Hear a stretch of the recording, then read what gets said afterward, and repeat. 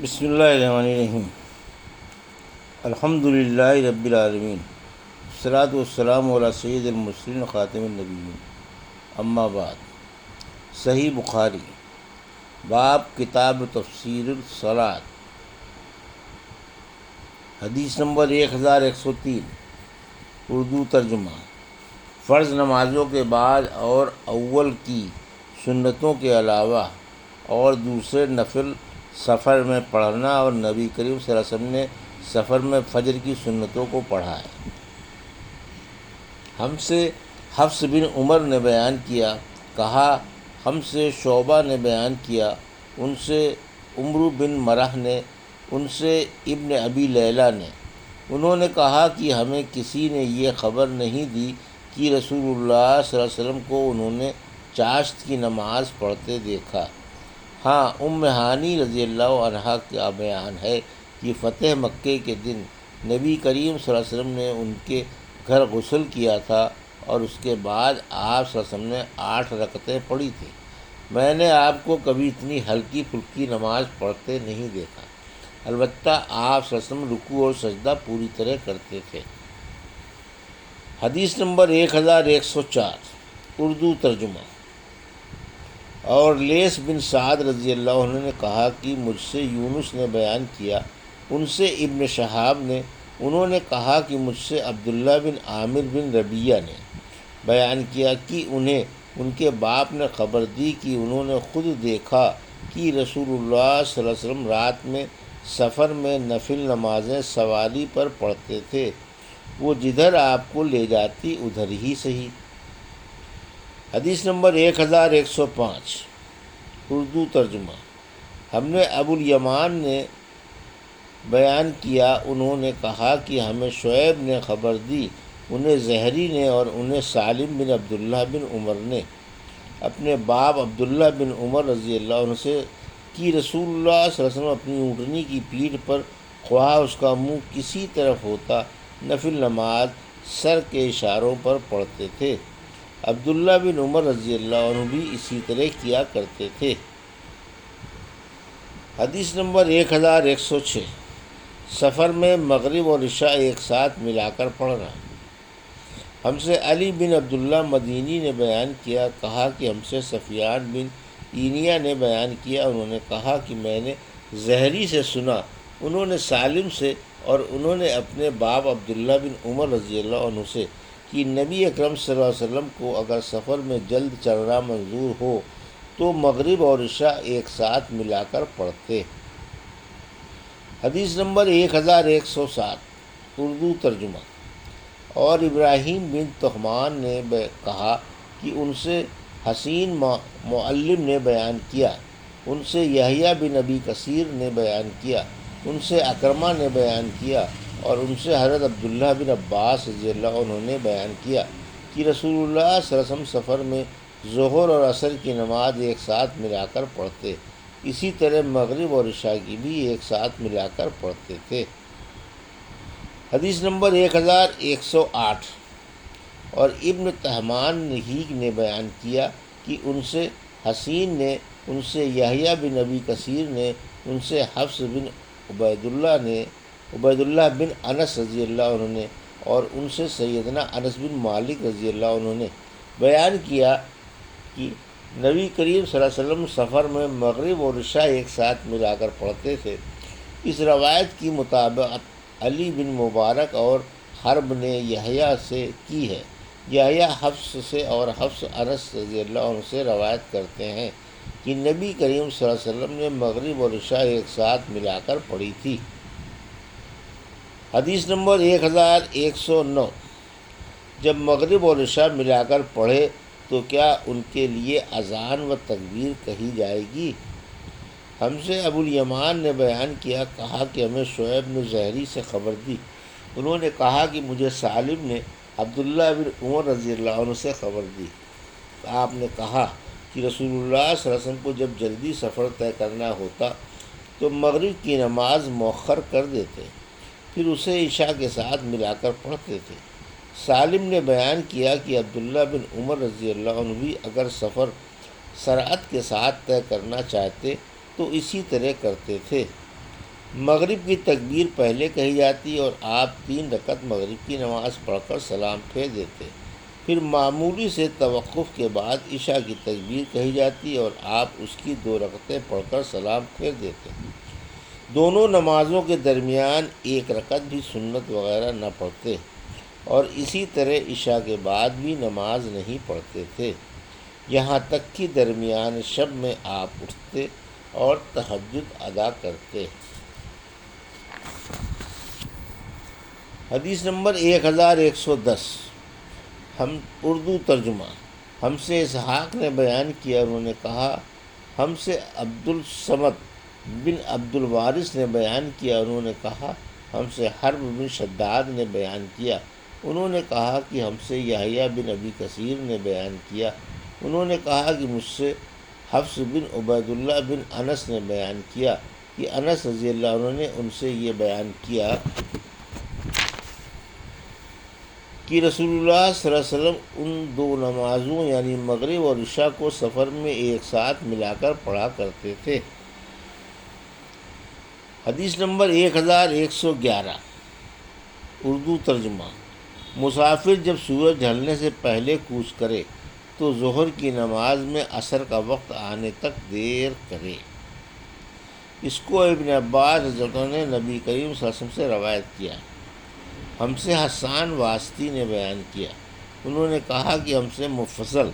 بن فضالہ نے بیان کیا، ان سے عقیل نے بیان کیا، ان سے ابن شہاب نے بیان کیا، ان سے انس بن مالک رضی اللہ عنہ نے بیان کیا کہ نبی کریم صلی اللہ علیہ وسلم اگر سورج ڈھلنے سے پہلے سفر شروع کرتے تو ظہر کی نماز عصر تک نہ پڑھتے، پھر ظہر اور عصر ایک ساتھ پڑھتے، اور اگر سورج ڈھل چکا ہوتا تو پہلے ظہر پڑھ لیتے پھر سوار ہوتے۔ حدیث نمبر 1112، سفر اگر سورج ڈھلنے کے بعد شروع ہو تو پہلے ظہر پڑھ لے پھر سوار ہو۔ ہم سے قنیبیہ نے بن سعید نے بیان کیا، انہوں نے کہا کہ ہم سے مفضل بن فضالہ نے بیان کیا، ان سے عقیل نے، ان سے ابن شہاب نے اور ان سے انس بن مالک رضی اللہ عنہ نے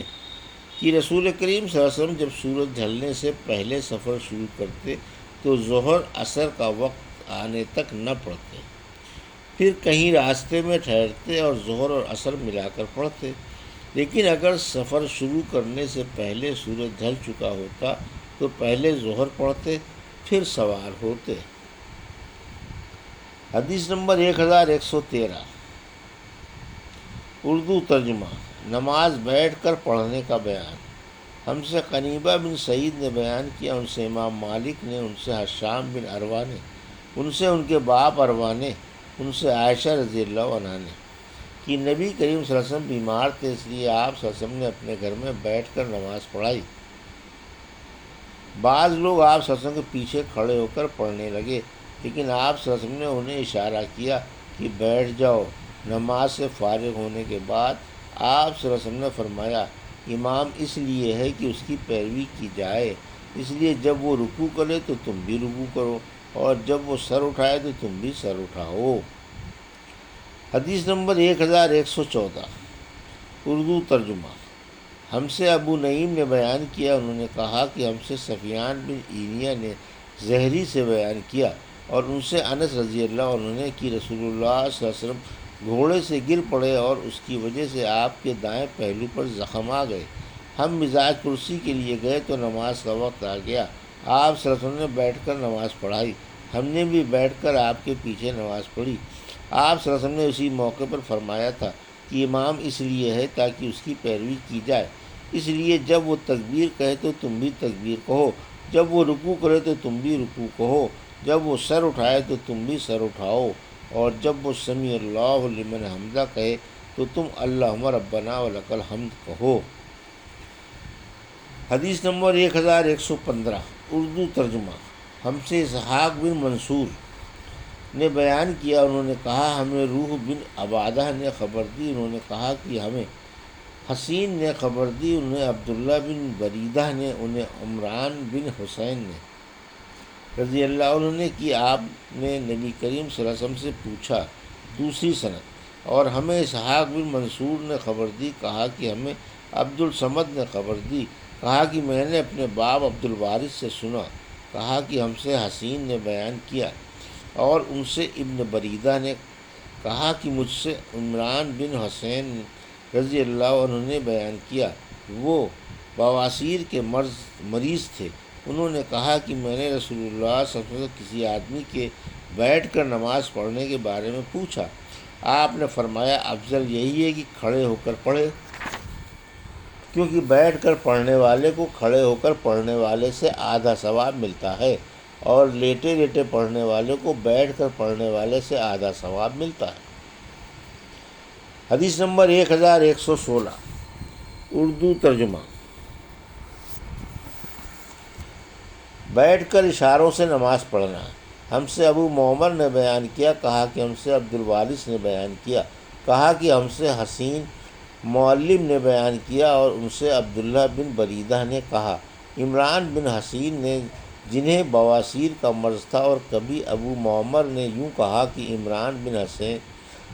رضی اللہ عنہ سے روایت ہے کہ میں نے نبی کریم صلی اللہ علیہ وسلم سے بیٹھ کر نماز پڑھنے کے بارے میں پوچھا، تو آپ صلی اللہ علیہ وسلم نے فرمایا کھڑے ہو کر نماز پڑھنا افضل ہے، لیکن اگر کوئی بیٹھ کر نماز پڑھے تو کھڑے ہو کر پڑھنے والے سے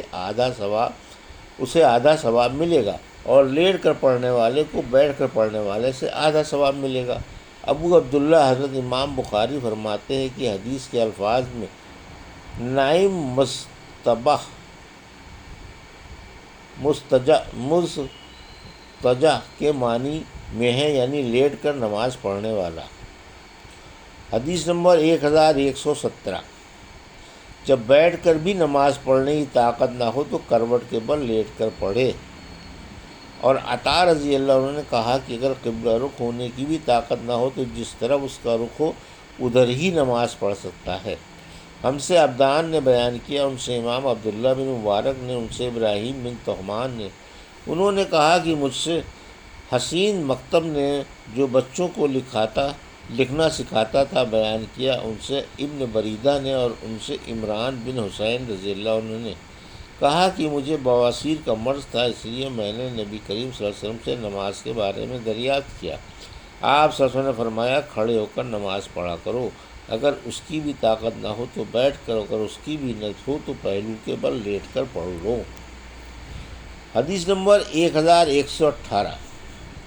اگر کسی شخص نے نماز بیٹھ کر شروع کی لیکن دوران نماز میں وہ تندرست ہو گیا